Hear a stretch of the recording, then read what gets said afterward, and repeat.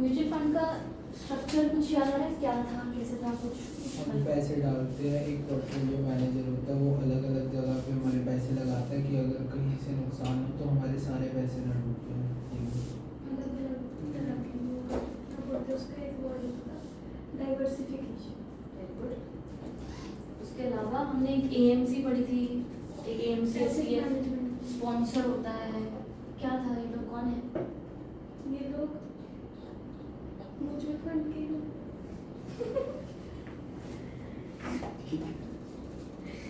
Mutual fund के बंदे। Sponsor तो वो होता है जो पैसे लगाता है, ये एमसी होते हैं जो एसेट को मैनेज करते हैं, और स्पॉन्सर तो बोलते हैं जो एक कंपनी जो स्टार्ट करते हैं, एएमसी वो करते हैं।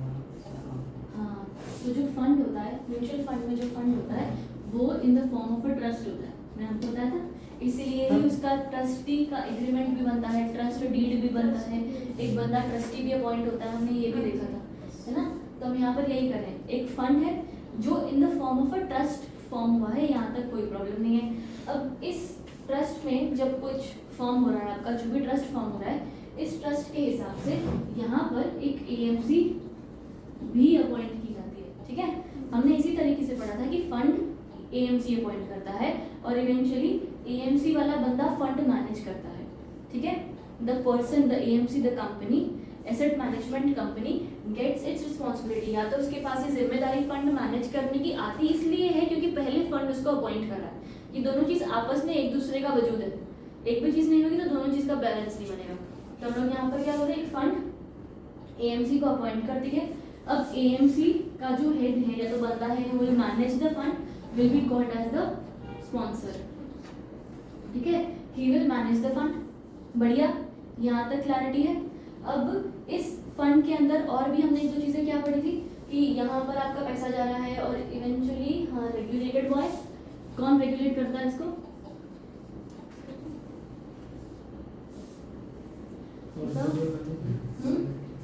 रेगुलेट कौन करता है म्यूचुअल फंड को? सेबी नहीं करता। सेबी कैसे करेगा?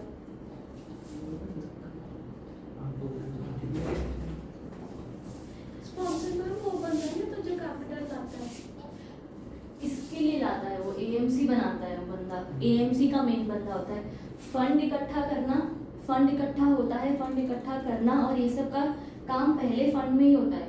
यहाँ पर यही सारी देख, ये दोनों चीजें हैं जो तुम्हारी बात है ना, मैं वही कह रही हूँ, यहाँ पर आपकी दोनों चीजें हैं। फंड को अब चलो, ये बंदा ये सारे काम कर रहा है जो भी तुम कह रहे हो ना, फंड इकट्ठा करने का, फंड मैनेज करने का काम स्पॉन्सर और एएमसी करते हैं, ठीक है। एएमसी करता है, इवेंचुअली स्पॉन्सर करता है, क्योंकि स्पॉन्सर जो है तुम्हारा वो एएमसी का ही हेड हुआ, ठीक है। यहाँ तक क्लैरिटी है, ये एग्जैक्टली सेम सही चीज बोल रहे हो तुम लोग। पर on the contrary also you can say इस स्पॉन्सर के पास ये काम करने की अथॉरिटी कैसे आई? क्योंकि फंड ने उसको मैनेज किया है, फंड ने अपॉइंट किया है। गेटिंग द पॉइंट, ठीक है, पक्की बात है। अगर आप जैसे कहते हो, अच्छा जैसे कहते हो कंपनी का एमओए एओए ये सब बनता है, ठीक है, तो कंपनी एमओए से कंपनी को ही राइट्स देती है या ऑब्जेक्ट्स देती है कि आप ये काम कर सकते हो, पर इवेंचुअली कंपनी ने ही तो एमओए एओए बनाया है, तो ये इसे दोनों तरफ से तुम्हारी ऑब्लिगेशंस जा रही है ना, ये सेम चीज हैपेंस होता है। एक फंड ही एएमसी अपॉइंट करता है और एएमसी ही फंड को मैनेज करती है, यहाँ तक कोई डाउट नहीं, ठीक है। अब इसके अलावा और कौन होता है? इसके अलावा फंड जहाँ जहाँ इन्वेस्ट करेंगे, ठीक है, वो इन्वेस्टर्स, सॉरी इन्वेस्टी कंपनीज होंगी जहाँ पर फंड इन्वेस्ट करेगा, राइट। पैसा जो डालेगा वो कौन होगा? Investors, right. तो फंड के ऊपर आए इन्वेस्टर्स, ये जो इन्वेस्टर्स हैं इस फंड को क्या देंगे? पैसा, ऑफ कोर्स कोई फंड बन रहा है और फंड इनको क्या देगा? म्यूचुअल फंड के बदले क्या मिलते हैं? यूनिट्स, ठीक है, यूनिट्स मिलेंगे, बढ़िया। पूरा स्ट्रक्चर, इन्वेस्टर फंड्स देगा, पैसा देगा, फंड उनको यूनिट्स देगा। इस फंड्स को मैनेज करने के लिए एएमसी और स्पॉन्सर है, जिनको अपॉइंट भी फंड ने ही किया है।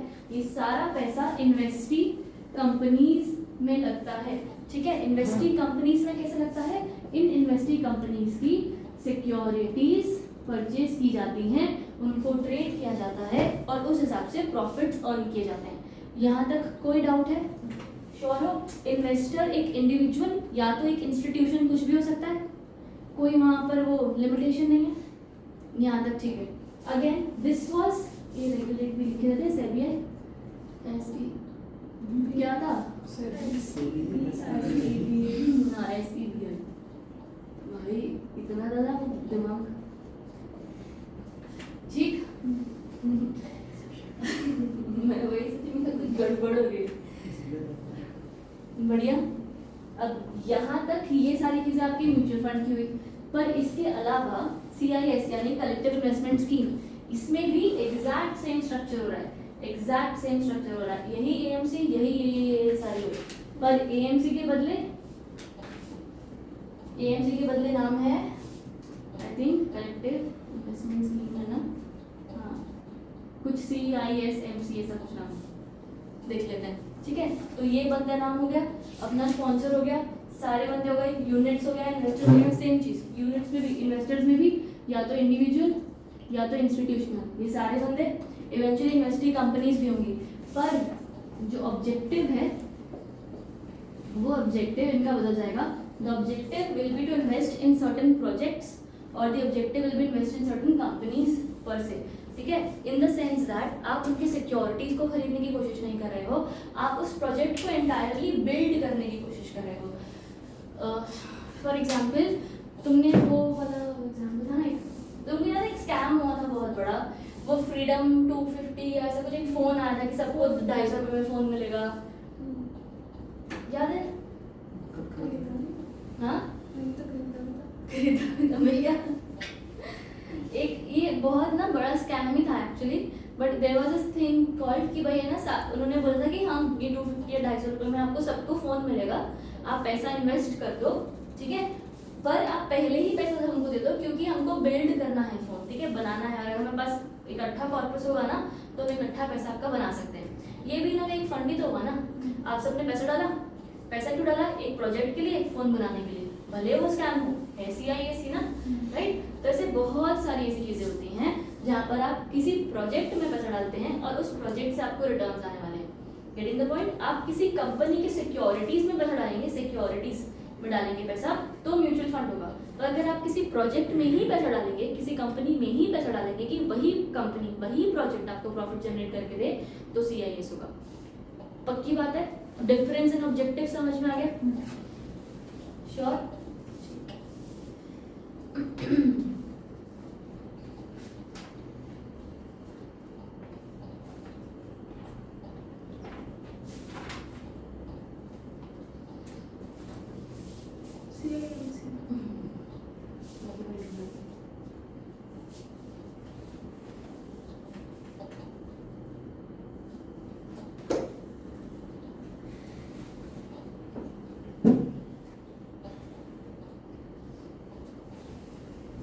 लिख रहे हो कोई? लिख लो फिर अपने आगे बढ़ते हैं।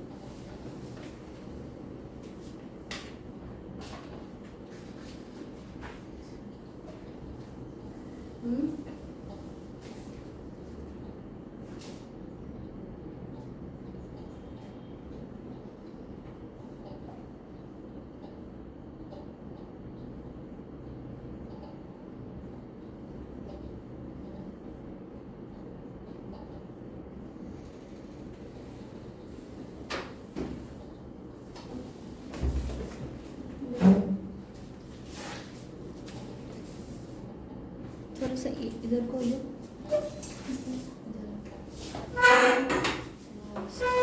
बस चलेगा चलेगा।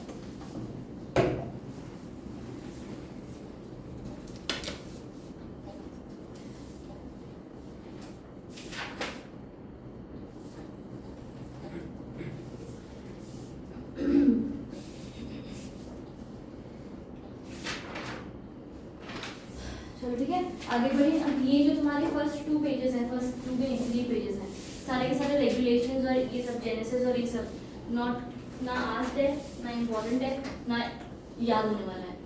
ठीक है, तुम्हारा यहाँ पर जो SEBI collective investment scheme regulation 1999, ठीक है, दीज वर द रेगुलेशंस जिनकी वजह से CIS केम इनटू फोर्स, जो हमारा सेकंड पेज पर भैया, ठीक है। अब यहाँ पर उन्होंने सिर्फ इतना बात बोला था कि इस हिसाब से तुम्हारे CIS के रेगुलेशंस और सब कुछ came into force as per the regulations 1999, बस यहाँ पर इतनी बात जरूरत है। कलेक्टिव इन्वेस्टमेंट स्कीम जो तुम्हारा है, यहाँ पर सिर्फ जो नीचे 3 वो चार्ट बना रखे हैं, सिर्फ ये वाला मार्क कर लो एक चीज कि भाई इसमें मतलब हल्का फुल्का लिख रखा है, पूरे में खाली इतनी जरूरत है।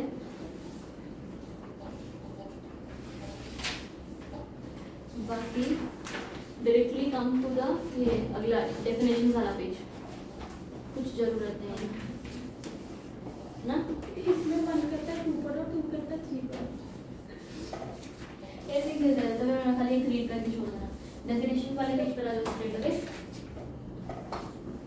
ठीक। अब यहाँ पर उन्होंने अगला क्या बोला कि collective investment management company CIMC,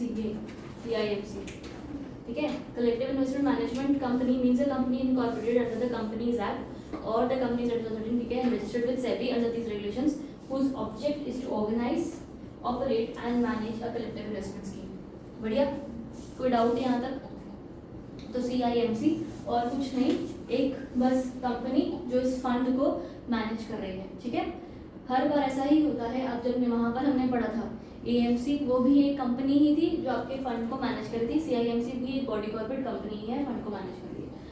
next close ended collective investment scheme. ये क्लोज एंडेड क्या था, याद करो अपने, हमने एक चीज पढ़ी थी,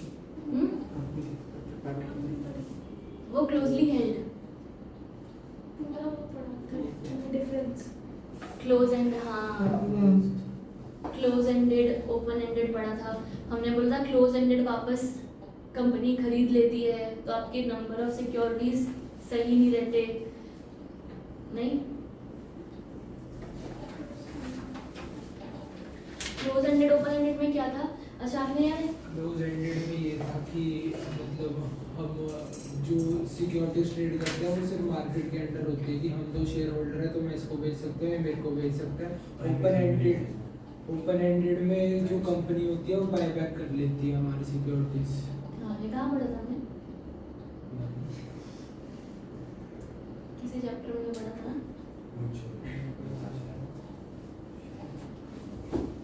टाइप्स में पढ़ा था ना, types of mutual fund, types में पढ़ा था, यही पर है।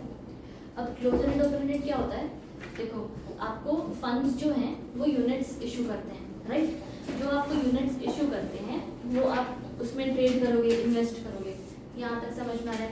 अब अगर वो यूनिट्स सही नहीं चल रहे हैं या आपकी इन्वेस्टमेंट सही नहीं हो रही है, you want to sell them off, ठीक है, देयर इज अ चॉइस। अगर आप एक open ended mutual fund, open ended scheme के अंदर हो तो फिर वो स्कीम आपको बोलती है कि द कंपनी और द फंड विल परचेज दो units back, that is open ended. बढ़िया, अब याद आया? तो ओपन एंडेड में ऐसा था कि the unit has the opportunity और has to may be buy the units back if you want to sell them. बढ़िया, पर क्लोज एंडेड में ऐसा नहीं होता। सिमिलर टू शेयर्स ओनली ना, शेयर्स कंपनी एक बार इशू कर देती है और अब तुम्हें अगर बेचना है तो मार्केट में कोई बंदा ढूंढना पड़ेगा जिसको बेचना पड़ेगा। किसी कंपनी को दोबारा थोड़ी बोलोगे कि खरीद ले वापस, मुझे नहीं चाहिए, ऐसा तो नहीं होता।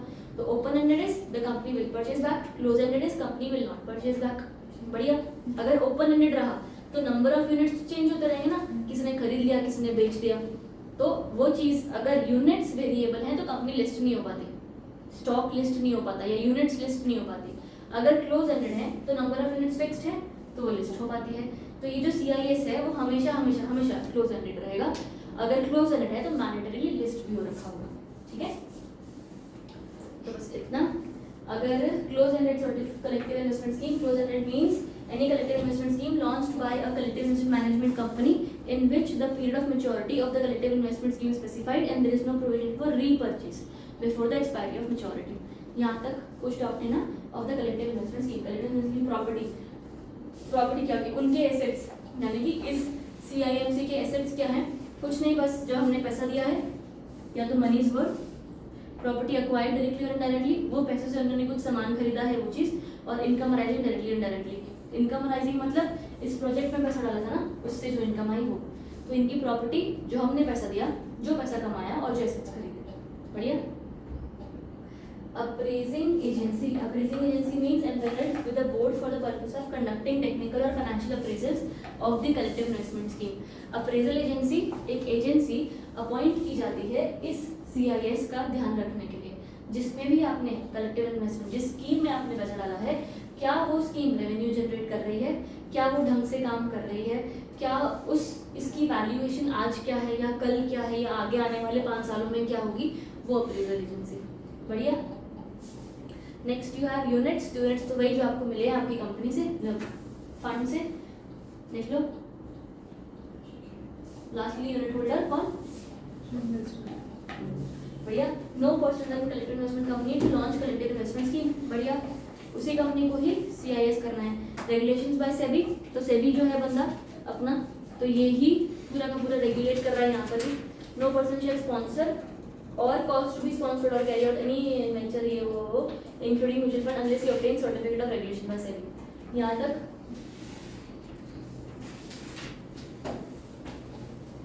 अगर आपको काम करना है एज अ CIS, ठीक है, तो आपने एक CIMC बनाया, उसका एक बंदा स्पॉन्सर होगा, ये बंदा सारा फंड को मैनेज करेगा और इवेंचुअली आप सारा काम करोगे। उसके लिए हमने देखा था CIMC को एक कंपनी होना चाहिए, उसको सेबी से परमिशन मांगनी पड़ेगी कि I want to be registered as a CIMC, right. पहले आप कंपनी बनते हो, फिर आप रजिस्टर होते हो एज अ CIMC। तो यहाँ पर भी उन्होंने ये बोला, आपको कंपनी बनने के बाद ग्रांट ऑफ सर्टिफिकेट होगा, तो ही आप आगे आगे काम कर सकते हो। तो regulation 20% proposing to carry out activities of collective investment management company or after the commencement of the regulations shall make an application to SEBI for the grant. बढ़िया। नेक्स्ट, एप्लीकेशन बाय स्कीम और arrangement deemed to be collective investment scheme. अब इन्होंने next क्या बोल रखा है कि कोई भी पर्सन हु इज प्रपोजिंग, कि जैसे कि जो इंसान पैसा इकट्ठा करके कहीं प्रोजेक्ट में लगाने वाला है, ठीक है, वो ये काम कर रहा है पर खुद को CIS नहीं बता रहा है, तो हम तो डीम कर लेंगे ना कि भाई काम तो तेरा वही है, तो उसी रेगुलेशन से रेगुलेट हो। Getting the point. उन्होंने क्या बोला, एप्लीकेशन बाय स्कीम और arrangement deemed to be collective investment scheme. बढ़िया। तो उनको भी वही सारे प्रोविजंस, गाइडलाइंस, जो भी सर्कुलर्स मैच करने पड़ेंगे जो एक नॉर्मल CIS को करने पड़ते हैं। हमारा सेकंड पॉइंट विल जस्टिफाई, मतलब सेट क्लैरिटी मतलब the scheme you are carrying out ना। अगर तुम्हारी स्कीम मैच कर देगी तो फिर तो वो रेगुलेशंस भी सारे मैच कर जाएंगे। यहाँ तक next, application bye existing collective investment scheme. अब ये क्या हुआ, तुमने देखा था वो सेबी का रेगुलेशन, मैंने वो 1999 क्यों पढ़ाया था, क्योंकि तब इस रेगुलेशन के बारे में सब कुछ आया, राइट। तो उन्होंने क्या बोला, application bye existing collective investment scheme. कोई स्कीम, कोई CIS ऑलरेडी है, 1999 से पहले भी थी, ठीक है, अब ये रेगुलेशन आ गया तो अभी भी वो लोग काम कर रहे हैं। तो यार ऑफ कोर्स सी बात नहीं है कि प्रोसीजरल लॉ है, तो आप अगर इस प्रोसीजरल लॉ के तहत आप इसके अंडर आ रहे हो तो आपको ये रेगुलेशन फॉलो करने पड़ेंगे। हम हर बार ऐसा बोलते हैं ना, जैसे कि अगर आप कोई कंपनी हो और पहले कंपनी लॉ नहीं था, आप कंपनी लॉ बन गया तो आप रजिस्टर हो जाओ। आप पहले CIS कर रहे थे, पहले लॉ नहीं था, अब आ गया है तो रजिस्टर हो जाओ, बस सेम चीज़। तो कोई भी कंपनी बिफोर 1999 अगर ये काम कर रही थी और सेबी रेगुलेशंस आ गए तो गेट रजिस्टर्ड। कितने में, हाँ, within a period of 2 months from such date shall make application to SEBI for the grant of certificate within a period of 2 months। और लास्टली जो एग्जिस्टिंग CIS है उसको रेगुलेशंस के तहत आपका एप्लीकेशन क्या कहते हैं उसको मिल जाएगा, जो भी ग्रांट हो जाएगा। लास्ट वाले खाली वो 3 पॉइंट्स देख लो, by grant of provisional registration by SEBI, by grant of certificate और बाय रिजेक्शन और एप्लीकेशन ऑफ द रजिस्ट्रेशन। जो भी तरीके से आपके साथ इन तीनों में से एक चीज़ कर दी जाएगी। यहाँ तक बढ़िया, कोई डाउट? क्या नींद आ रही है, बंद कर दो इसको।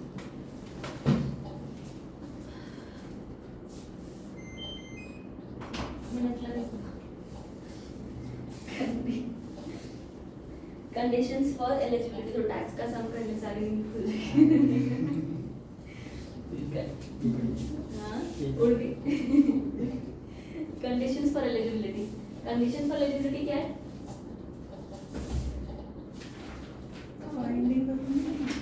अच्छा तुम्हें है नहीं अच्छा, यहाँ तक पेज कर दिया।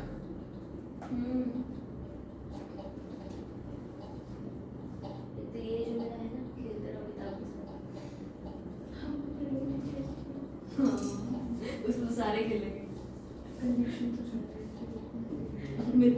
मेरे को तो कृषि याद आता है, आएगा तब पता चलेगा। मुझे बताना यार ये क्या हो गया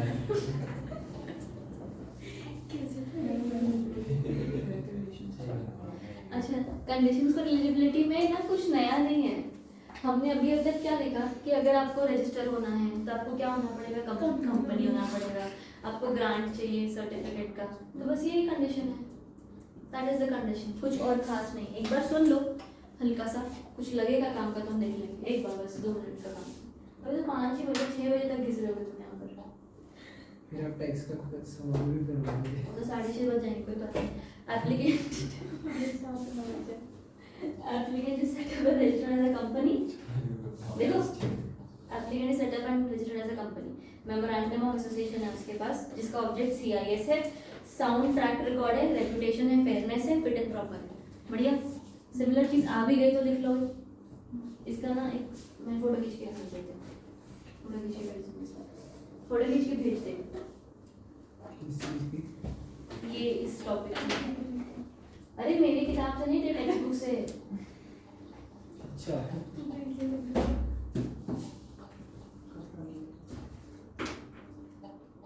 चलो, तो कहीं लगा रहेगा ना किसी का। ग्रांट ऑफ सर्टिफिकेट, अब आपको सर्टिफिकेट मिल जाएगा अगर आपका सब कुछ सही है तो, और अगर नहीं मिला तो क्या मिलेगा आपको? OOBH क्या होता है? बस, बढ़िया। Winding of existing collective investment scheme, आपने एग्जिस्टिंग माने चलती आ रही थी, एग्जिस्टिंग मतलब चलती आ रही थी 1999 से, तो वो एग्जिस्टिंग। तो अगर वो एग्जिस्टिंग है और उसने रिकमेंडेशंस ऑफ सेबी या ये सब कुछ फॉलो नहीं किया, तो इवेंचुअली क्या होगा?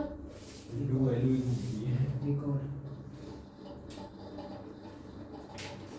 तो वाइंड अप करते हैं ना उसको, सिंपल सी बात। अगर आपको रजिस्ट्रेशन प्रोविजनल रजिस्ट्रेशन ग्रांट नहीं हुई तो आपका एग्जिस्टिंग कलेक्टिव स्कीम को वाइंड अप कर दिया जाएगा। अभी it has failed to make the application, या तो अगर एप्लीकेशन किया था पर रजिस्टर नहीं हो पाया। बढ़िया, आगे आ जाओ। Business activities and obligations of collective investment management, restriction of business activity. एक CIS है, CIS वाला काम करने के लिए बनी, तो उसको क्या नहीं करना, कोई और काम नहीं करना। पहली बात, कोई और काम नहीं करना, खुद किसी और CIS में इन्वेस्ट नहीं करना, राइट। अगर आपका कोई ऑब्जेक्ट है, किसी प्रोजेक्ट में आप इन्वेस्ट कर रहे हो तो आप यूनिट्स पैसे लेकर इन्वेस्ट कर ना, खुद नहीं इन्वेस्ट करोगे। जैसे अलग अलग चीज़ें, जस्ट गिव दिस रीड, ऊपर से लिख लो। Collective investment undertake any activity other than CIS, act as a trustee of any other CIS। Getting the point? Trustee कौन होता है?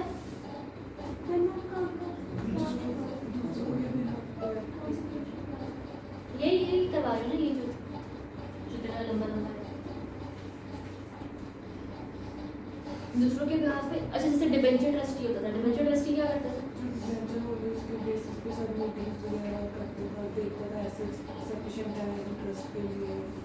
Great, exactly. तो अब एक ट्रस्टी ऐसा एक इंसान था जिसको अपॉइंट तो कंपनी करती है, पर वो ध्यान शेयर होल्डर्स का, स्टेक होल्डर्स का, यूनिट होल्डर्स का रखता है। तो मैंने यहाँ पर भी यही बोला कि जो CIS है वो in the form of trust बना है ना, तो इसका भी एक ट्रस्टी होगा, राइट। तो जो ट्रस्टी होगा वो यहाँ पर भी ध्यान रखेगा। तो बोला आप, अगर आप एक CIS हो, सॉरी, अगर आप एक CIFC हो जिसने CIS बना रखा है, तो आप किसी और फंड के ट्रस्टी नहीं बन सकते। आप अपने वाले का ही ध्यान रख लो, बड़ी बड़ी बात।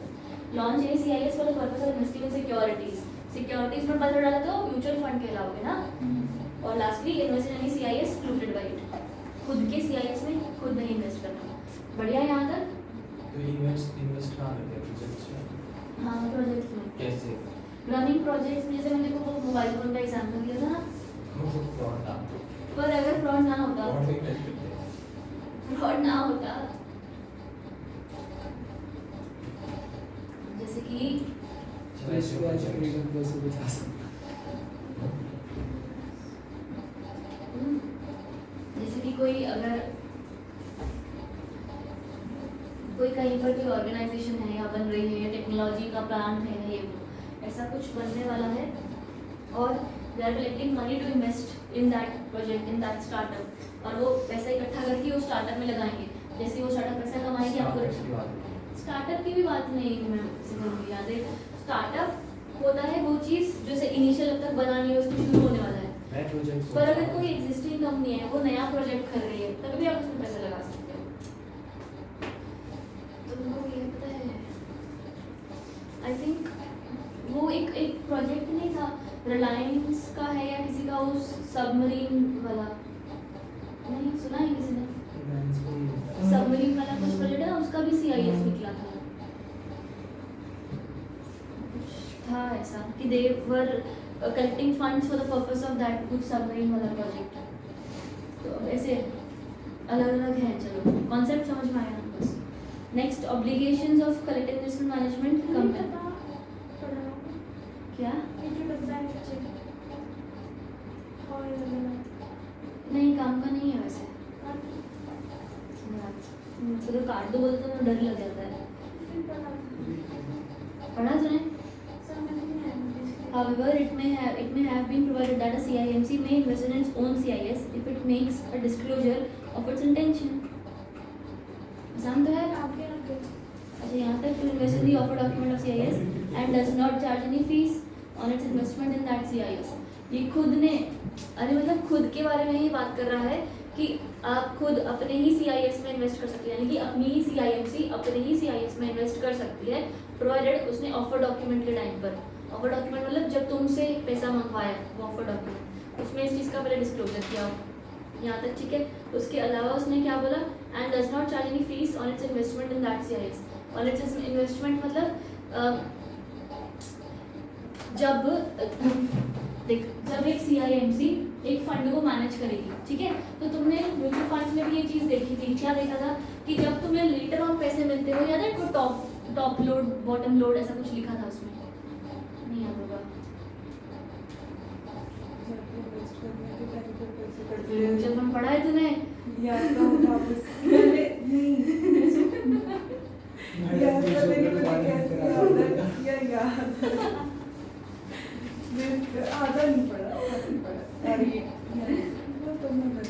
नहीं ऐसा नहीं बोल रही पर अच्छा ठीक है। हाँ तो वो क्या था इसके अंदर कि आप पैसे इन्वेस्ट करने के टाइम या वापस जब मिलते हैं तब फीस लगती है ना। अब एक CIMC है, ठीक है, ये लोग फंड मैनेज कर रहे हैं, इसमें कितने सारे इंटरमीडिएट्स होंगे, सबका पैसा होगा, कोई पोर्टफोलियो, कोई मैनेजर, कोई डिबेंचर ट्रस्टी, ये सबका पैसा होगा। तो आपको जब इवेंचुअली जब आपको रिटर्न्स मिलेंगे, ठीक है, उस रिटर्न्स में से एक्सपेंसेस है, कोई चार्जेस है, वो सब माइनस होके तुम्हें वो एक्स अमाउंट जो नेट रिटर्न्स होंगे ना वो तुम्हें अपने पास मिलेंगे, मतलब सॉरी अपने पास इनको मिलेंगे, ठीक है, वो इन्वेस्टर्स को मिलेंगे यहाँ तक, ठीक है, ये ठीक है। CIS ने भी अपनी कुछ CIMC इस कंपनी ने भी CIS में पैसा डाला, बोलते इसके भी हम चार्जेस लेंगे कि हम खुद तुम्हारा इन्वेस्टमेंट बढ़ाने के लिए इन्वेस्ट कर रहे हैं, इसलिए हम थोड़ा सा कुछ फीस कट करेंगे तुम्हारे, तो ये अलाउड नहीं है। वो चाहें तो कर सकते हैं, प्रोवाइडर उन्होंने डिस्क्लोजर किया है, प्रोवाइडर उन्होंने उस काम को करने की कोई फीस नहीं चार्ज करी। बढ़िया।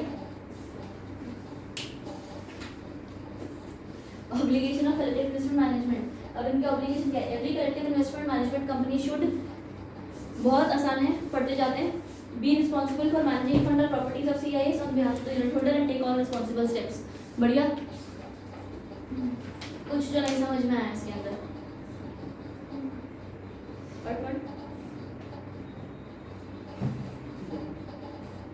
कुछ जो नहीं समझ आया आगे। Second exercise due diligence and care in managing the assets and funds of CIS। कुछ नहीं समझ में आया, सिंपल है ना। Third remain liable to the unit holders for its acts and commissions और ओमिशंस। बढ़िया। Be incompetent to enter into any transaction with और थ्रू इट्स एसोसिएट्स और their relatives related to CIS। आप खुद जैसे इनसाइडर ट्रेडिंग टाइप का आप नहीं कर सकते, आप खुद CIS में इन्वेस्ट नहीं करोगे, आप अपने किसी रिलेटिव को भी CIS में इन्वेस्ट नहीं करवाओगे। अगर लॉस हो रहा है कहीं पे इन्वेस्ट करने के बाद तो लायबल कौन होगा, इन्वेस्टर या CIMC? देख लॉस हो रहा है तो वो तो एक तरीके का रिस्क है ना, which is there in mutual fund as well. और ये भी तो अगर इनके एक्ट की वजह से कुछ हुआ तो वो इन्वेस्टर्स को वापस पे करेंगे? हाँ कर सकते हैं, वो वहाँ पर फिर ट्रस्टीज आ जाएंगे ना in picture, will take care of that. ठीक है यहाँ तक। Be incompetent to enter into transaction, ठीक है। Appoint registrar and share transfer agent and should also be abide by the code of conduct. Registrar share transfer agent वो RTA STA intermediate वाले chapter में पढ़ा था, क्या था अपना RTSTA? हर्षित क्या है RTSTA? हंसी देता है।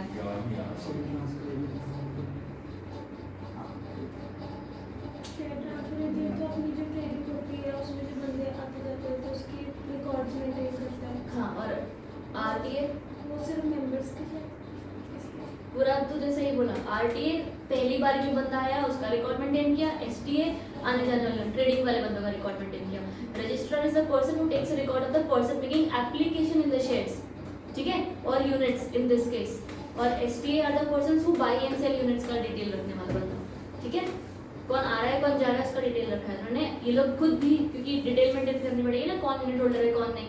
तो RTA STA के साथ एग्रीमेंट करेंगे कि भाई एक बंदा अपॉइंट कर रखा है और उनकी कोड ऑफ कंडक्ट फॉलो किए।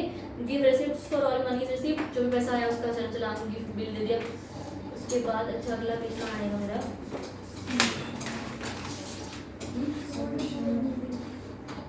हाँ, बोर्ड मीटिंग है। हाँ चलो, board meeting to consider the affairs of CIS at least twice in 3 months, at least twice in every 3 months, and also ensure that its officers and employees do not take any improper position. बढ़िया। CIMC हर quarter में 2 board meeting hold कर रही है ना। उसके बाद obtain adequate insurance against the properties of CIS and apply with the guidelines, directives of these. यहाँ तक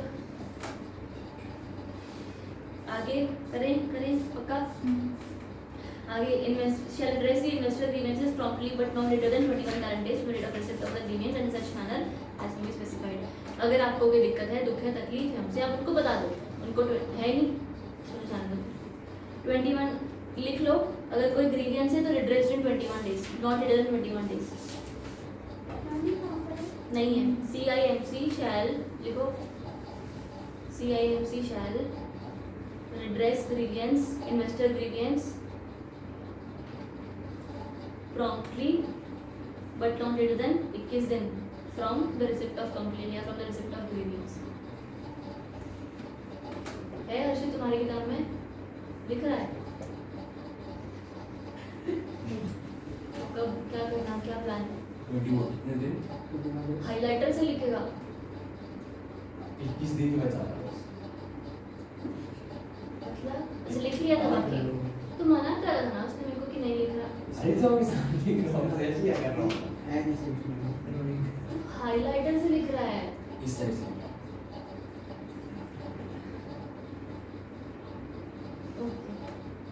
submission of information and documents,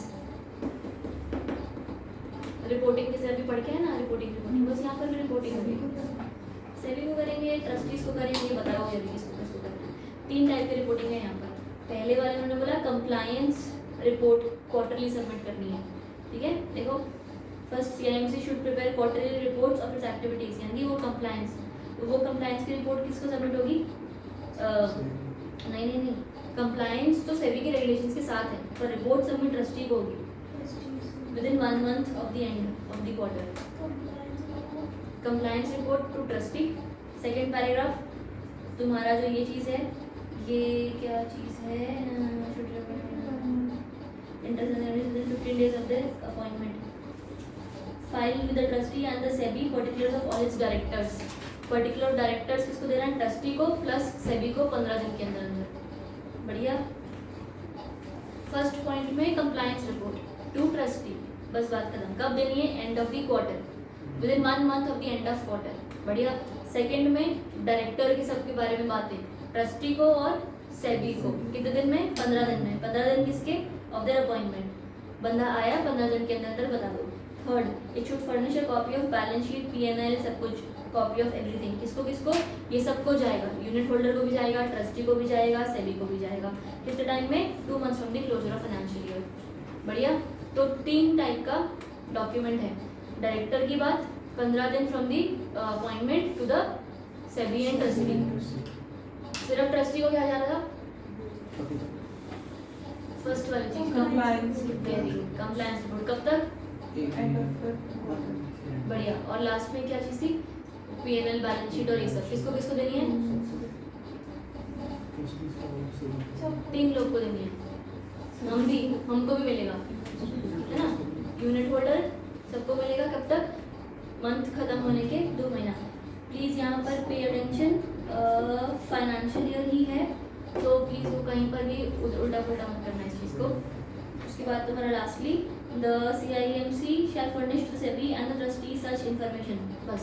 तो वो 3 पॉइंट ही काम के हैं, बाकी का तो सच इन्फॉर्मेशन एज में प्रिस्क्राइब होगा। कौन सा नाम बोला? सबमिशन ऑफ इन्फॉर्मेशन के 1 2 3 4 पॉइंट्स। अरे वो नहीं, अभी लास्ट पॉइंट बोला ना किसमें 3 पार्टी, किसमें हो गया आपने 3 पार्टीज को पहुंच गया, 3 को जाएगा थर्ड वाले पॉइंट में। 2 महीने हाँ जी, बढ़िया। ट्रस्टी के जो काम होते हैं वो हमको पता है, ट्रस्टी के वही बेसिक काम होते हैं, ध्यान रखो इन्वेस्टर का ग्रीवियंस मिलना चाहिए, ये पंगा नहीं पड़ना चाहिए, कोई एसेट है कुछ है तो सब सही है कि नहीं, उसके इन्वेस्टमेंट सही है कि नहीं, बस वो सारा ध्यान रख रहे हैं। तो उन्होंने आप पहली बात तो ट्रस्टी अंदर ऑब्लिगेशंस आ गया उसके अंदर, एक just give it read and let it go आ गया। वो कंटेंट्स ऑफ ट्रस्ट डीड, इसको भी read and let it go करना है। कंटेंट्स ऑफ ट्रस्ट डीड में सिर्फ इतना बोल रखा है कि जो भी आपके डीड होंगे वो specific necessary as per the guidelines to safeguard upon unit holders.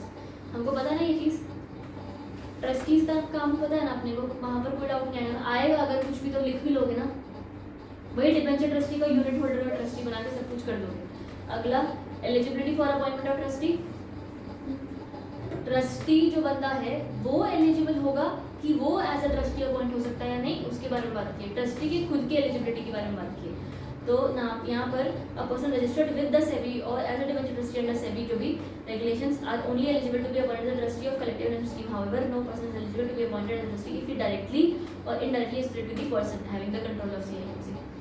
एक ट्रस्टी तो ही ट्रस्टी अपॉइंट हो सकता है अगर वो सेबी के रेगुलेशंस के तहत एज अ ट्रस्टी रजिस्टर्ड है, पॉइंट नंबर 1। दूसरा, वो अपॉइंट नहीं हो सकता है अगर वो CIMC के स्पॉन्सरर के साथ कोई भी तरीके से रिलेटेड है। बढ़िया, हमको इसी पर ही तो चेक रखनी है। और आप इसी के ही बंदे हो तो फिर आप ट्रस्टी कैसे अपॉइंट किए जा सकते हो। आ रहा है कि जा रहा है। Agreement with collective investment management company, trustee appoint किया तो उसका ये एग्रीमेंट भी तो होगा कंपनी के साथ कि भाई मैंने को अपॉइंट किया। हाँ जी, अच्छा ये रह गया। No appointment of trustee not found guilty, मतलब वही बंदा अपॉइंट हो सकता है जो किसी भी एक्ट के तहत गिल्टी ना दिखा गया हो। ऐसे ही है, सच में यही है, पढ़ के देखिए। should be no person should be appointed as a trustee if he has been found guilty of an offence। सही। आगे राइट्स एंड ऑब्लिगेशंस देख लो। Trustee shall have a right to obtain from the CIMC such information as is considered necessary। कुछ यहाँ तक नहीं समझ में। और finally inspect the books of account. Trustee should also ensure that CIMC has the necessary office infrastructure। उसके पास वो पूरा बकायदा पैराफर्नेलिया जैसा होता है ना, वो हो चेक रखने के लिए, गाइडलाइंस करने के लिए, रिपोर्ट करने के लिए सब कुछ हो। सेकंड, अपॉइंटमेंट ऑफ की person including manager for the collective investment scheme. जो CIS के बड़े बड़े बंदे हैं ना, उनको तुम अपॉइंट करना ही पड़ेंगे सर, ठीक है। उनको तुम अपॉइंट करोगे ताकि बढ़िया चेक रखा जाए। बढ़िया, यहाँ तक श्योर हो? चलो बढ़िया, नेक्स्ट पेज। ये ट्रस्टी के पीछे पढ़ जाते हैं, हर चैप्टर में पढ़ जाते हैं। किसी एक चैप्टर में पढ़ लेना अच्छे से, ठीक है, और वही सब चैप्टर में सीख दोगे तो भी चलेगा।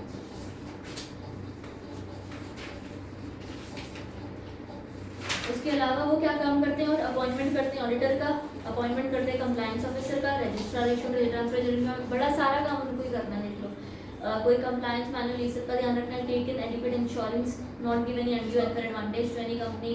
CIS स्कीम अकॉर्डेंस चल रही है प्रोविजंस के हिसाब से, ट्रस्ट डीड के हिसाब से। बढ़िया, take adequate steps to ensure minimum net worth, ये वहाँ कर लो, मिनिमम नेटवर्थ शॉर्टफॉल नहीं होना चाहिए। और being diligent in paying the market agents and monitoring their activities. बढ़िया है। उसके अलावा 2-4 पॉइंट कोई एक आधा और पढ़ लेना और चलेगा उतना। बढ़ जाए आगे, ठीक है। जस्ट मार्क 2 और 3 पॉइंट्स और वो याद कर लेना, बहुत है। इसके अलावा ये वाले पॉइंट के अलावा, ठीक है, इस पॉइंट के अलावा 2-3 और पॉइंट्स याद कर लेना, that would be enough. Termination निकाल लेना उसको भी। Termination should come to an end, trusteeship of trustee should come to an end. अगर वो बंदा ट्रस्टी ही नहीं रहा as per the SEBI regulations, तो जब बंदा उस ओहदे पर ही नहीं है तो फिर वो कैसे काम कर सकता है उसके बारे में। और if trustee is in the course of being bound up, unit holder at least 3/4 ने बोल दिया कि ये बंदा अपने को ट्रस्टी नहीं चाहिए। फटाफट देख लो प्लीज, सी वाला पॉइंट एक बार रीड करो, ये चाहिए जरूरत है। समझ आ रहा है?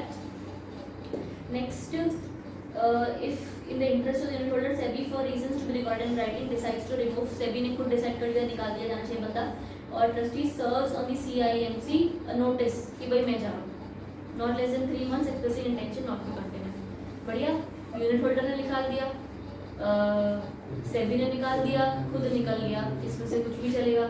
उसके अलावा ट्रस्टी रहा ही नहीं, बाउंड अप हो गया, ये सारी चीज़ें बढ़िया कर लो। कितने थे? अच्छा, क्या बात है, सारे याद आ गए, वेरी गुड।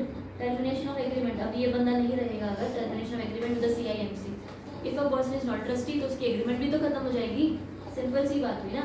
तो CIMC the course of being bound up for the provisions of companies act अपना एग्रीमेंट टर्मिनेट करेगा। 3/4 वालों ने मना किया था तब एग्रीमेंट टर्मिनेट करेगा, वही चीज़ें लिखी हुई हैं। देन इसको एक रीड मांग करके छोड़ो, आ जाएगा आगे आ जाओ, ठीक है। इसको रीड करना, कट मत करना, पर इसको रीड करना, ठीक है। Collective investment scheme of collective investment management company, चलो पहले वही अल्टीमेटली कर देते हैं, पहले वहाँ से यहाँ पढ़ लो, फिर यहाँ से वहाँ पढ़ लो, और हम सब सेम पढ़ गया। Procedure for launching of collective investment scheme, procedure क्या होगा? ये प्रोसीजर होगा, देख लेते हैं अभी। Collective investment scheme shall not be launched by a collective investment management company unless such collective investment manager approved by trustee without obtaining rating, credit rating. आप पैसा किसी का ले रहे हो ना, तो आपको क्रेडिट रेटिंग लेनी पड़ेगी कि क्या आप पैसा देने के लिए, आप पैसा लेने के लिए वो हो भी रिलायबल कि नहीं, without getting the collective investment scheme appraised by an appraising agency, ठीक है। तो आप एक CIS स्कीम नहीं शुरू कर सकते unless and until you are approved by trustee, you have obtain credit rating, और लास्टली अप्रेजिंग एजेंसी वाला था ना हमने स्टार्टिंग में, APR once a year, याद आ रहा है? Close ended collective investment scheme and collective पता है, चलो। लॉन्च ओनली क्लोज एंडेड और duration shall not be less than 3 calendar years, मतलब एक CIS 3 साल के लिए चलेगा, उसके बाद आप रिन्यू करवा रहे हो, दोबारा कर रहे हो, वो सब अलग बात है, पर 3 साल के बाद वो मैच्योर होना चाहिए, ठीक। सर 3 साल भी प्रोजेक्ट्स में वो इन्वेस्ट कर, नहीं, प्रोजेक्ट तो लंबा हो सकता है ना, पर मैंने इन्वेस्टमेंट जैसे तुमसे मांगा तो तुमसे 3 साल के लिए मांगा, फिर दोबारा मैं कर सकती हूँ CIS, और तुम दोबारा चाहो तो दोबारा पैसे ले सकते हो, ठीक है। इंश्योरेंस लेना पड़ेगा, तो ही तुम थोड़ा बहुत प्रोटेक्ट रहोगे अपनी प्रॉपर्टी को लेकर और सबको लेकर। क्लोज सब्सक्रिप्शन लिस्ट क्लोज हो जाएगी ना, मतलब क्या हो, जैसे शेयर्स में होता है, एक पीरियड नहीं होता कि एप्लीकेशन डेट है, अलॉटमेंट डेट है, इस बीच में तुमने सब्सक्राइब कर लिया तो कर लिया, नहीं तो खत्म, राइट। अलॉटमेंट हो गया, उसके बाद अगर मान लो जितने भी सब्सक्राइबर्स हैं वो मिनिमम रहेंगे, उतने ही होंगे, चेंज नहीं होगा। फिर minimum subscription amount of ₹20 crore, कम से कम मिनिमम आपका 20 करोड़ चाहिए। वहाँ पर 90% होता है ना, शेयर्स में 90% चाहिए, नहीं तो रिटर्न करना पड़ेगा।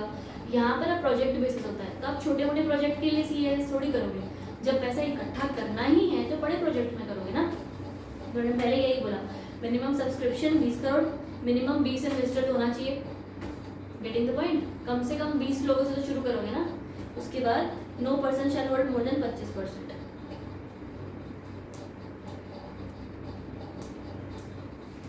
यहाँ तक कुछ जो ऐसा जो नहीं समझ में आया, एनीबडी कोई डाउट है प्लीज बताओ।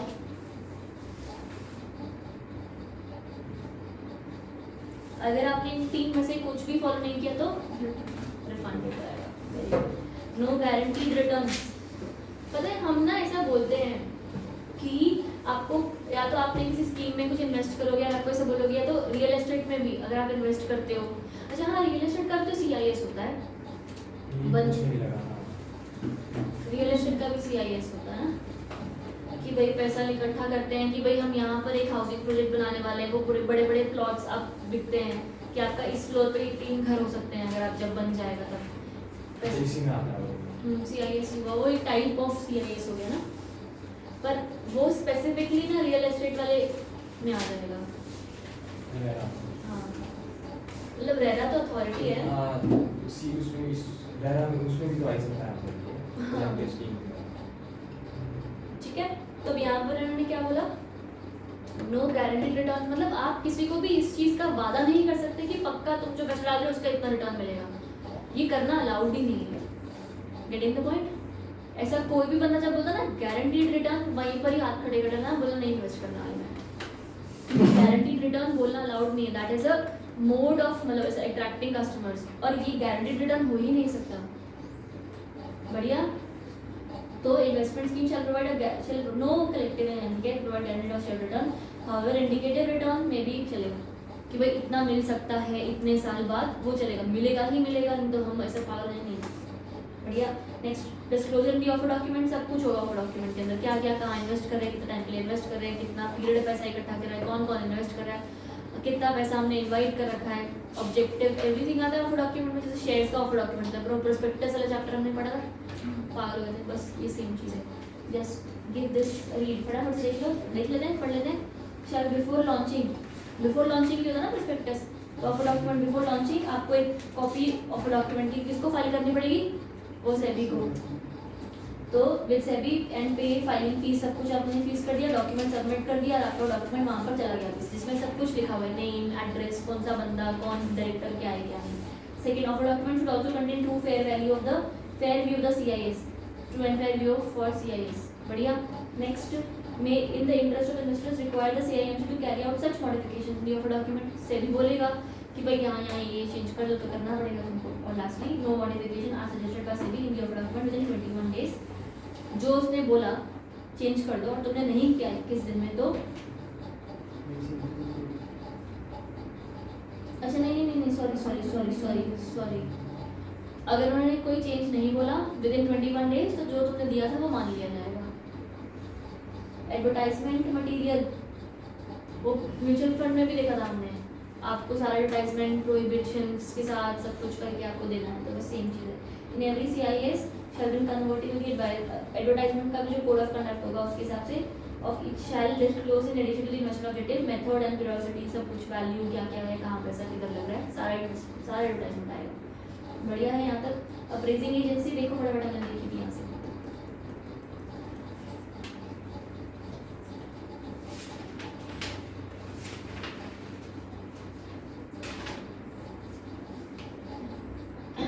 हो गया।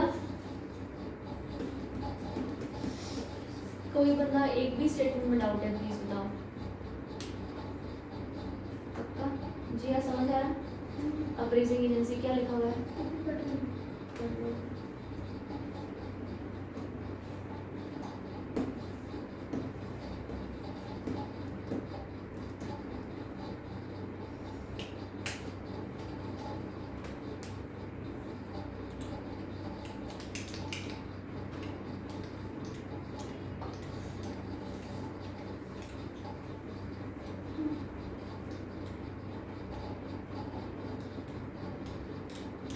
हर्षित पढ़ा अप्रेजिंग एजेंसी क्या लिखा, ऑफर डॉक्यूमेंट के साथ जाएगा अप्रेजल रिपोर्ट, ऑफर डॉक्यूमेंट के साथ जाएगा, किसको जाएगा, जो इन्वेस्ट करना चाहता है, ऑफर डॉक्यूमेंट। और फिर उसमें कुछ अप्रेजिंग एजेंसी है, कोई लाइबिलिटी, कुछ जो नहीं समझ में आया। चलो, मिसलीडिंग स्टेटमेंट होनी चाहिए उसमें, अगर है तो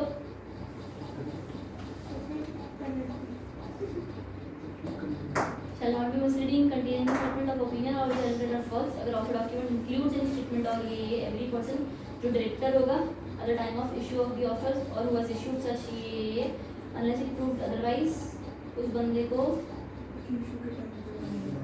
हाँ, तो कुछ है ही नहीं उसके अंदर काम की चीज, जाना कुछ। ऑफर पीरियड वो कितना टाइम के लिए ऑफर कर रहा है, 15 दिन, फॉर मोर देन नो, हाँ नॉट मोर देन, मैक्सिमम 15 दिन। अगर इसको बढ़ाना है तो कर सकते हैं ना। However, CIS may be kept open for subscription for maximum another 15 दिन subject to issuance of public notice. 15 दिन से ज़्यादा ऊपर नहीं जा सकते। हाँ, मैक्सिमम 15 करना है तो नोटिस देना पड़ेगा। जो नेक्स्ट ओपन होगी वो भी 15 डेज के लिए। हाँ हाँ, क्या चीज़ बढ़िया यहाँ तक। नेक्स्ट है allotment of units and refunds of money. अगर वो 15 दिन 90% 2 करोड़ ये सब कुछ हो गया, नहीं 2 नहीं सॉरी 20 करोड़ वो सब कुछ हो गया, तो फिर हमारा एप्लीकेशन एडजस्ट अलॉटमेंट सब कुछ हो जाएगा। अगर नहीं हुआ तो रिफंड, बस सेम चीज़ लिखी हुई है यहाँ पर भी। CIS should specify in the offer document minimum the maximum subscription कितना वो लोग रेज करने की कोशिश करें। In case of over subscriber of the allotment of the amount, बस सेम चीज़ रिफंड कर दो। Scheme fails to receive minimum subscription amount, तब भी आपका अकाउंट रिफंडेबल होगा with in a period of 5 working days. और lastly in the event of failure to refund, तो आपके ऊपर पेनल्टी लगेगी, इंटरेस्ट लगेगा to a rate of 15% per annum on expiry of 5 working days. ठीक है, 15 आपको 5 दिन दिए थे ना पैसा वापस करने को, अगर 5 दिन तक भी पैसा वापस नहीं कर रहे हो तो आपको 5 दिन बाद का जितना भी डिले हो रहा है उस पर 15% तक का इंटरेस्ट लग रहा है उन पैसों पर। बढ़िया, कुछ जो नहीं समझ में आ रहा है आगे बढ़े, चलो very good. Next unit certificate मिलेगा तुमको, तुमने पैसा डाला है तुम्हें यूनिट्स मिलेंगे, यूनिट के सर्टिफिकेट्स भी मिलेंगे। तो share should issue the applicant whose application has been accepted, ठीक है, सिर्फ एप्लीकेशन अलॉटमेंट टाइप का हो गया। तो units only in dematerialised form with in a period of 5 working days from the date of closure of the subscription list. आपको अब ये सब डीमटेरियलाइज्ड फॉर्म में ही मिलने वाला है। नेक्स्ट ट्रांसफर ऑफ यूनिट्स, चाहो तो बेच सकते हो, तो पहला freely transferable. CIMC on production of instrument of transfer together with the relevant unit certificate register the transfer and return the unit certificate।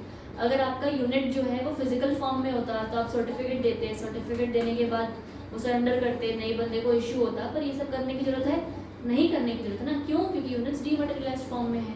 तो तुम ये एक्स्ट्रा इन्फॉर्मेशन है जो पहले होती होगी और अभी हमारा इतना काम का चीज़ नहीं है। यूनिट सर्टिफिकेट मिलता है but in the dematerialised form and those are free transferable and बस इजीली फ्री ट्रांसफरेबल, और कुछ नहीं करना है इसके अंदर। सर्टिफिकेट सरेंडर करने की ऑब्लिगेशन नहीं है क्योंकि डीमटेरियलाइज्ड फॉर्म में। यहाँ तक पक्का? शेयर्स में जैसा था, यहाँ तक सही बात है ना। Money to be kept in separate account, इसमें भी होता था ना, आपको एप्लीकेशन का पैसा मिला है, जब तक अलॉटमेंट का टाइम खत्म नहीं हो जाता तब तक का पैसा सेपरेट अकाउंट में रहेगा।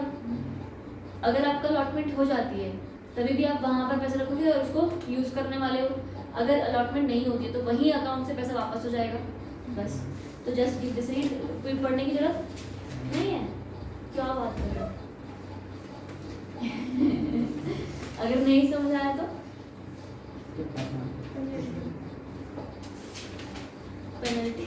अच्छा नहीं नहीं है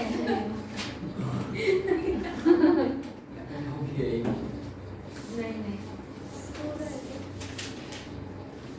उजाला हुआ है सो ही तो नहीं रह रहा बेचारा। Investment and segregation of funds, इसमें क्या लिखा है?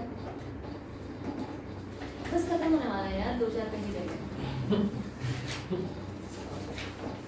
नहीं 2 पेज तो कट जाएंगे अब। पहले करवा दो।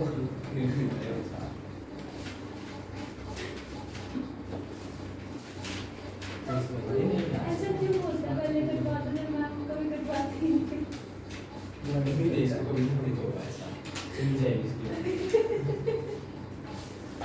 पढ़ो पढ़ो जल्दी पढ़ो जल्दी। Not invest corpus of collective investment schemes and other collective investments। जो मनी कलेक्ट किया है वो किसी और ने नहीं यूज कर सकता। हमने वो बोला था ना, फंड इसी CIS के लिए यूज़ किया था ना, तो और कोई CIS में पैसा नहीं जाएगा। तो CIS should not invest funds और CIS other than the objective, जो ऑब्जेक्टिव है उसके बाहर पैसा नहीं जाएगा। Second, segregate the assets of different CIS। अगर जैसे आपने देखा ना म्यूचुअल फंड में अलग अलग फंड्स होते हैं, एक स्कीम के अलग अलग फंड्स, अलग अलग स्कीम्स, सब कुछ हो सकता था ना। One fund is maintaining different schemes of investments. तो अब अगर आपने पैसा इकट्ठा किया है तो हर स्कीम का पैसा अलग अलग अकाउंट में रखो ताकि मिक्स ना हो जाए। लॉजिकल है ना। मैंने तुमसे पैसा इकट्ठा किया है मोबाइल फोन बनाने के लिए, किसी से पैसा इकट्ठा किया है बिल्डिंग बनाने के लिए, तो उन दोनों का पैसा अलग अलग रखो। Simple is that. C not invest corpus of a collective investment scheme in any other collective investment scheme। एक बंदे का इकट्ठा किया हुआ पैसा दूसरे CIS में पैसा डालना नहीं है। यहाँ तक सेट है। CIS is like a mutual fund, उस फंड के अंदर अलग अलग स्कीम्स हैं, ठीक है। तो हम लोग क्या बोल रहे हैं, अगर आप म्यूचुअल फंड पढ़ रहे तो मैं बोलती एक म्यूचुअल फंड का पैसा दूसरे म्यूचुअल फंड में नहीं जाएगा। Getting the point? तो एक CIS का पैसा दूसरे CIS में नहीं जाएगा। म्यूचुअल फंड में तो कर सकते हैं इन्वेस्ट, एक म्यूचुअल दूसरे म्यूचुअल वहाँ तो है रिस्ट्रिक्शन। क्यों नहीं है यार? अगर मैंने तुझे एक स्कीम में चलो फंड ऑफ फंड्स क्या है? फंड ऑफ फंड तो है ही, वही तो स्कीम है ना कि हम एक फंड का पैसा दूसरे फंड में डाल रहे हैं। सिर्फ फंड ऑफ फंड्स के पास ही है फंड। हाँ, आपने जिस ऑब्जेक्टिव से पैसा इकट्ठा किया है उसी ऑब्जेक्टिव में यूज होना चाहिए। अगला कहाँ थे हम लोग? Transfer fund from one to C तो हो गया ना। डी भी हो गया ना, एक से दूसरे में लेना। हाउएवर प्रोवाइडेड इंटर स्कीम चलता है, प्रोवाइडेड बता दिया होगा सही कुछ होगा मे बी परमिटेड। बढ़िया, not invest more than 25% amount raised bye CIS in project owned directly और इनडायरेक्टली बाय CIMC। अगर आप CIMC का भी एक प्रोजेक्ट है, आपने पैसा इकट्ठा कर रखा है, कुछ आपने किसी प्रोजेक्ट में डाला, कुछ आपने अपने ही प्रोजेक्ट में डाल दिया कोई बात नहीं, 25% से ऊपर नहीं जाएगा। बढ़िया। Listing of CIS units in every scheme should be listed immediately after the date of allotment of units and not later than 6 weeks from the date of closure of the scheme on each of the stock exchange as mentioned in the offer document. आया कुछ समझ? जैसे ही आपकी scheme issue होती है immediately after the allotment issue हो जाना चाहिए। Of course वो time period not later than 6 weeks है। क्या बोलता है? ये सारी स्कीम सेबी पे होती है। हाँ, म्यूचुअल फंड जैसे ना वो सेबी नहीं स्टॉक और स्टॉक एक्सचेंज। हाँ, ठीक है। नेक्स्ट तुम्हारा winding up of collective investment scheme. अब क्या होगा वाइंडिंग अप में? काम खत्म है। वाइंडिंग अप हमने कुछ और पढ़ा था, CIMC का वाइंडिंग अप पढ़ा था हमने, तब CIMC का वाइंडिंग अप पढ़ा था, ठीक है। तो हम यहाँ क्या बोल रहे हैं? पूरी स्कीम का वाइंडिंग अप। स्कीम मतलब किसी प्रोजेक्ट में पैसा डाला है, प्रोजेक्ट पूरा हो गया, प्रोजेक्ट ठप हो गया, कुछ भी हो सकता है ना, पर बंद तो हो रहा है। तो पहले उन्होंने on the happening of any event which in the opinion of trustee requires CIMC to be bound up. Trustee को लगता है अभी बंद कर दो नहीं तो और घाटा हो जाएगा, पहला पॉइंट। सेकंड, यूनिट होल्डर का collective investment scheme holding in 3/4 उन्होंने बोल दिया कि बंद कर दो, हम और पैसा नहीं डाल सकते इसके अंदर, ये बंद हो जाएगा। अब द वैल्यू उन्होंने बोला 3/4 ने बोला, पास का रेजोल्यूशन किया था, the scheme would be bound up. Resolution माने पता है ना अपने को? स्पेशल रेजोल्यूशन थी। रेजोल्यूशन माने जब न्यू ईयर को लेकर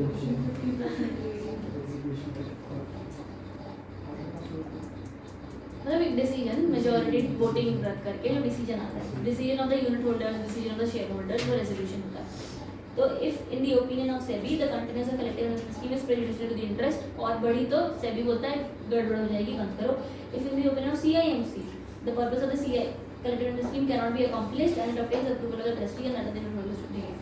सबने मना कर दिया, नहीं चल सकता काम। अब तक अच्छी बात किसी ने कुछ बोली ही नहीं है ना।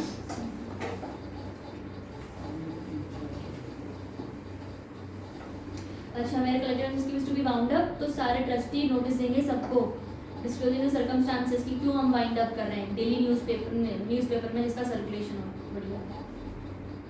और सीधा यहाँ पर आ जाओ, after the completion of winding up need proceeds पढ़ लेते हैं ना। The trustee should dispose of the assets of the collective investment scheme concerned in the best interest of the unit holders of that collective investment scheme। जो भी पैसा bound up किया पैसा आया ना, उस पैसे का करना क्या है? तो उन्होंने बोला ट्रस्टी जो है वो सारी एसेट्स CIS वाली बेच देगा, पैसा इकट्ठा होगा, उस पैसों को ऑफ कोर्स यूनिट होल्डर्स तक पहुंचाएगा। तो उन्होंने क्या कहा? Proceeds of sale realised should be first utilised towards the discharge of such liabilities as are due and payable under the CIS। कुछ किसी के पैसे देने बाकी हैं, कोई क्रेडिटर्स हैं, कोई बंदा है जिसकी फीस है, पहले वो भर दो। उसके बाद and after making appropriate provisions for meeting the expenses connected with such winding up balance shall be paid to the unit holders in proportion of their unit holding. बढ़िया। अगर स्कीम बंद हो गई तो सारे एसेट्स बेच दो, उस एसेट से पहले सबके जो देने वाले पैसे दे दो, फाइनली बचा हुआ यूनिट होल्डर्स को बांट दो। यहाँ तक श्योर हो? Next, after completion of winding up trustee should forward to SEBI and the unit holder. क्या क्या ट्रस्टी बताएगा कि भाई हाँ सब कुछ सही तरीके से ड्यू कंप्लायंस के साथ हो गया। Report of the steps taken for realisation, क्या क्या हमने किया, एक्सपेंसेस कितने लगे रियलाइजेशन और वाइंडिंग अप करने में, क्योंकि ट्रस्टी का काम होता है ना ये यूनिट होल्डर को पैसा पहुंचाना। तो उन्होंने सारा कुछ बताया। उसके अलावा सर्टिफिकेट फ्रॉम ऑडिटर्स भी बताया कि भाई इतनी इतनी एसेट की वैल्यूएशन थी। यहाँ तक कोई doubt? Next effect of commencement of winding of proceedings on and from the date of publication of notice, जो भी ऐसे केस में भी shall cease to carry on. हाँ ठीक है. जनरल ऑब्लिगेशन में कुछ नहीं है. CIMC की जनरल ऑब्लिगेशन मेंटेन रिकॉर्ड्स, सारी किताबें मेंटेन करो पीरियडिकली, बढ़िया बढ़िया. ठीक है, मार दोगे. नेक्स्ट फाइनेंशियल ईयर, तो सारा टैक्स बढ़ा है अभी, हम फाइनेंशियल ईयर बढ़ाएंगे. जनरली तो जल्दी पढ़ा जमा नहीं लगा। जनरल टिक मार दे, पढ़ लेना. अच्छा तो अभी तो 10 मिनट आ रहे 2 पेज तो डिलीट करा यार। कौन से हम जो मुझे 2 पेज 2 तो बचे नहीं, 2 बचे लव कर बताओ. तुम्हारे है नहीं, मैंने अपने में तो नहीं, मेरे पास है, वो कौन से दो कार्ड. वैसे नहीं चलेगा, दोनों की फोटो में बची। पहले हाँ, ना ये मैंने बोल रहे हैं। केस लॉ वाला. वो बस वो तो हम कार्ड अज्यूम कर लिया था वो तुमने कि ये अच्छा, पेनल प्रोविजन भी तो नहीं पढ़ेंगे ना. 4 तो पेज है डब्बे वाला, डीम्ड.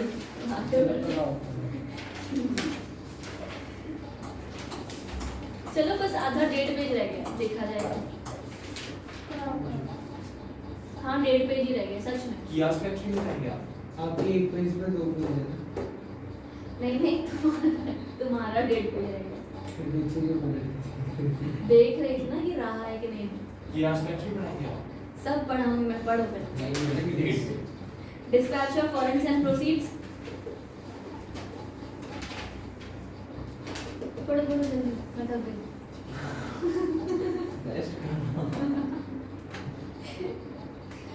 जितना आराम ये मुझे कराना चाहता ना उतना किसी को पड़ेगी दुनिया में नहीं. मंदिर जाऊंगा, जिस दिन छुट्टी देंगे आप। ठीक है, ये तो सच है।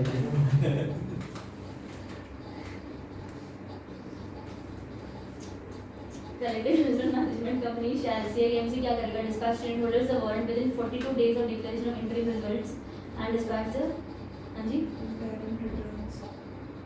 मैंने क्या पढ़ा? Returns. Dispatch the redemption proceeds within 30 days of the closure of the winding closure or the winding of the collective investment scheme. Wind up कर रहे थे ना हम लोग यहाँ पर, राइट? तो वाइंड अप के चलते कितना वाइंड अप हो गया है, क्या रिजल्ट्स हैं, क्या पैसे की उम्मीद है, नहीं तो घबराए हुए रहेंगे जब तक पैसे नहीं आ जाता.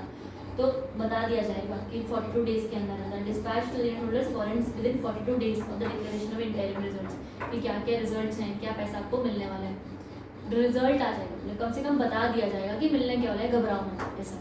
उसके बाद हमारा डिस्पैच द रिडम्पशन प्रोसीड्स, जो बचा हुआ, अगर तुम्हारी स्कीम खत्म हो गई है, सब कुछ है, तो जो भी पैसा आया, प्रोसीड्स मतलब पैसा ना, जो बेचकर पैसा आता है, वो भी 30 दिन के अंदर अंदर within 30 days of the closure. 42 दिन में आएगी और यूनिट्स का जो मार्केट रिटर्न होगा वो 30 दिन में. इंटरिम है ना ये, इंटरिम रिटर्न्स के बारे में हम बात कर रहे हैं. जो लास्ट जो 30 है ना वो फाइनल वाला है. इंटरिम मतलब बीच में, स्कीम चलने के बीच में आपको कुछ आया है खबर.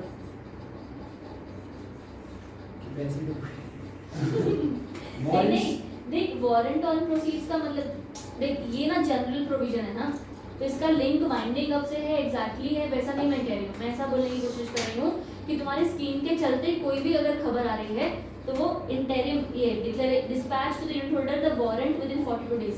Warrant is as such guarantee बोल सकते हो, या 42 मतलब 30 दिन पहले हमारे को ऐसे आ जाएगी, वारंट आ जाएगा 30 दिन पहले. 30 दिन पहले किस चीज का? अरे 30 दिन मैं में तो नीचे से ऊपर हो रहा हूँ, मतलब कि जब वारंट आएगा, पर नीचे से ऊपर तो जा ही नहीं सकता. सुनो ना मेरी बात. जब हमारे को वारंट आएगा ना, उसके 30 दिन बाद हमें प्रोसीड्स आ जाएंगे, जिसको आप इंटरिम बोल रहे भाई हैं. 30 दिन के लिए तो वारंट नहीं आएगा, 30 दिन के बाद आएगा.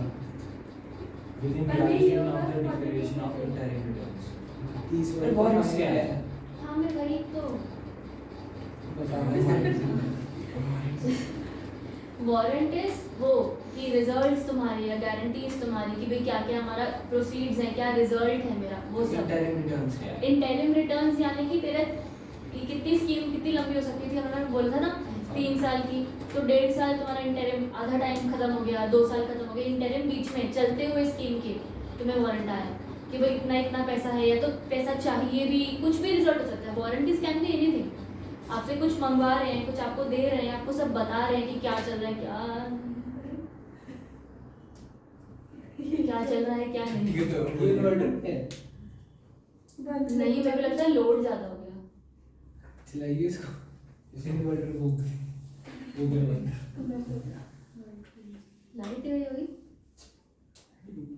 दरवाजे खोल दो।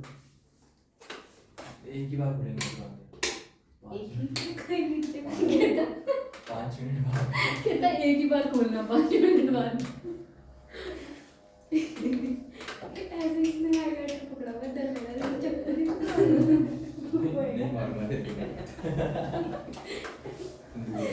चाकू भी है, चक्कू पकड़ो। चलो dispatch of warrants interim result के 42 डेज में, और dispatch of redemption proceeds. Redemption यानी कि CIS अब स्कीम खत्म हो गई, वारंट बीच में था, स्कीम खत्म होने के बाद 30 दिन वाला, ठीक है, पैसा आ जाना चाहिए। Statement of accounts and annual reports, ये भी सब तुम्हें पता चलेगा ना। नॉट क्या था, not exceeding the receiving on the expense, और ये कुछ समझाया नहीं ऐसे, खाली फॉर्मेट लिखा है। ऑडिटर रिपोर्ट बनेगी और सेबी को भी मिलेगी एंड तुम्हें भी मिलेगी आई थिंक। हाँ बस बढ़िया। हाँ तो the collective scheme shall have the annual statement of accounts audited by an auditor who is compelled with the empaneled with the SEBI। empaneled with the SEBI मतलब SEBI के एक पैनल ऑफ ऑडिटर्स के अंदर उसका एक नाम है, उससे आप ऑडिट करवाया। गेटिंग द पॉइंट कि नहीं? ठीक है, तो SEBI उससे आपने ऑडिट करवाया। Auditor shall be appointed by the trustee, auditor shall forward his report to the trustee and such report shall form part of the annual report. अगर एनुअल रिपोर्ट का पार्ट हो गया तो सबको मिल जाएगा। बढ़िया है, कोई डाउट पक्का श्योर हो सारे। Next publication annual report and summary thereof, publication कर दिया। चलो लास्ट स्लाइड खाली पढ़ो। Report is published and in abridged form shall carry a note that full annual report shall be available for inspection at the head office in all branches of the office of CIMC। Abridged माने abridged prospectus short वाला, summary वाला। अब तक हमने full detailed version नहीं निकाला है, abridged निकाला है। Publication of annual report and summary thereof, publication of annual report and summary thereof की लास्ट की 2 लाइन।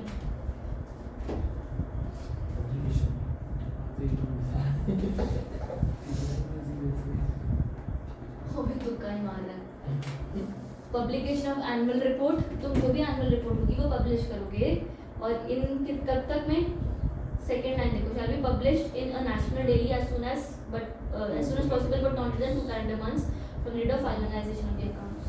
बढ़िया, कुछ तो नहीं समझ में आ रहा है, सब आ रहा है ना, दिक्कत है कहीं पर, जबरदस्ती की तुम लोग।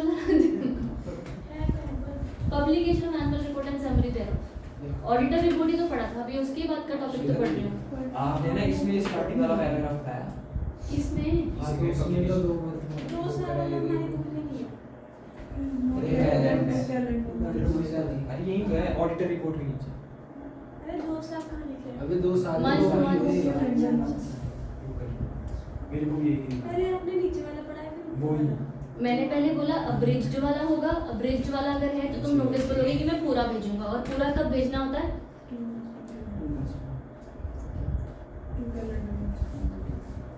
फाइनलाइजेशन। पक्का पीरियोडिक एंड कंटिन्यूअल डिस्क्लोजर होगा, हाँ ये पढ़ना। क्वार्टरली डिस्क्लोजर, डिस्क्लोजर इन्वेस्टमेंट, ये सब वो चीज़ है। पीरियोडिकल कंटिन्यूअल वो हमने स्टार्टिंग में पढ़े थे, जो 60 डेज वाला, नहीं 60 तो हमने उसमें पढ़ा था, अरे वो पढ़ा था, वहाँ पढ़ा था 6 महीना 60 दिन, जो उस किताब में।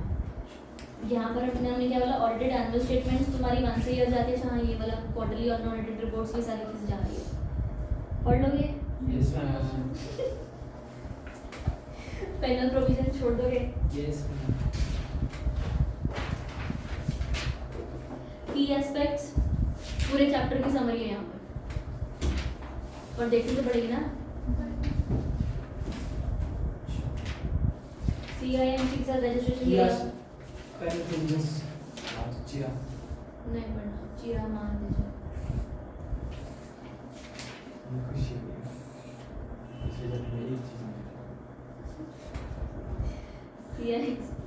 CIMC shall be considered as 2-tier structure comprising of a trust and a CIMC। 2-tier structure माने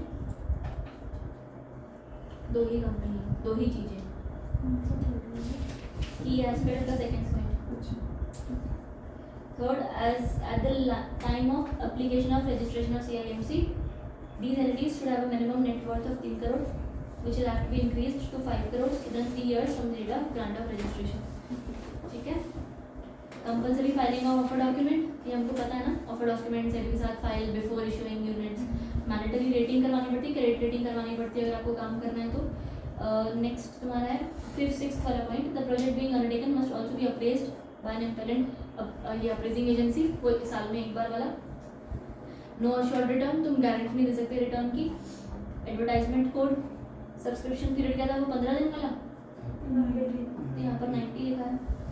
15 दिन के लिए ओपन था ना.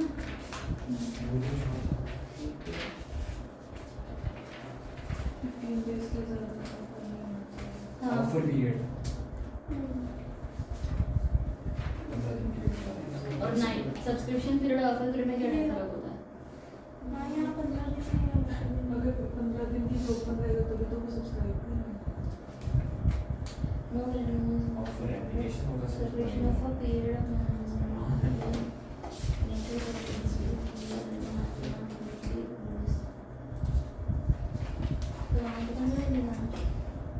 चेक करना पड़ेगा. ठीक है. बाकी इन्वेस्टमेंट स्कीम 3 साल की, कंपल्सरी इंश्योरेंस कवर है, और लिस्टिंग और अकाउंटिंग वैल्यूएशन नॉर्म्स. इसके अंदर प्लीज तुम ना ही पहले तो ये पढ़ लेना है जो ये हमने अभी छोड़ा है डिस्क्लोजर्स वाला. You have to study that. वो मैंने छोड़ दिया है, मुझे फिर या तो अगर तुम सबर रखते हो तो पढ़ेंगे, नहीं तो पढ़ लेना प्लीज. प्लीज पढ़ लेना इसको. ये डिस्क्लोजर्स वाला जो हमने स्किप किया पेनल्स ऑडियंस के पहले.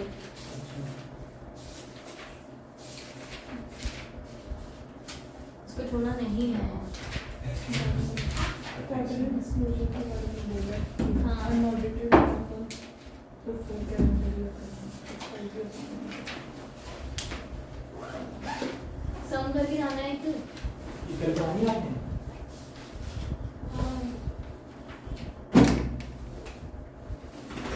एक सम करके जाओ.